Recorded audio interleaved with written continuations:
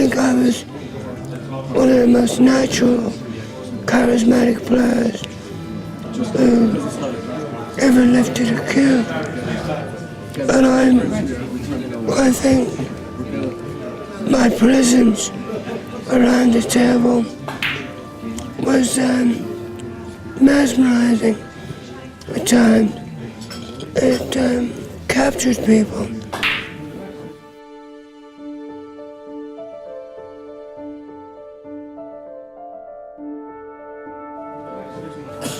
I've got such a great affection and love for playing snooker that I suppose in a way it's like a drug.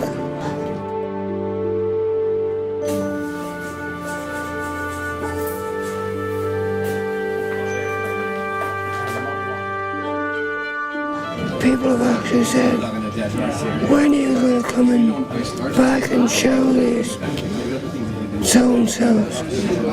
And I said, well, I'm not healthy enough as yet, but I'd love to. Do you still think in your heart you could beat those so-and-sos? Yes, I do think so.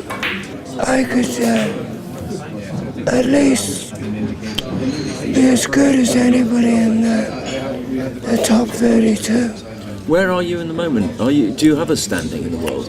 Well, I haven't played for between 12 and 16 years, and I'm 1-2-4. You're still there? 1-2-4. What's your record? 2 minutes clearing a table? I made 118 black in Blackburn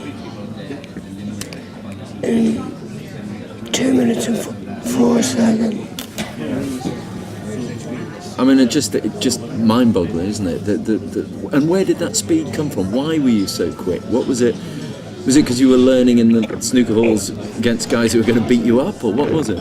No, I was a compulsive practicer. I used to experiment with various shots, like a golfer on a driving range, using different clubs and so on. The real practice was done at Stockport. That's where I played people who thought they were hustlers for money and gave them a handicap on their own table. And always beat them. And slap their bums.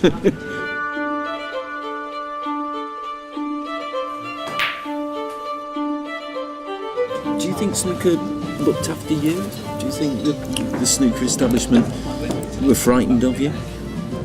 I think that a lot of them were jealous because I'd endeared myself so much to the audience that the audience knew that I was trying to entertain. When you say them, you mean the establishment, the guys running it?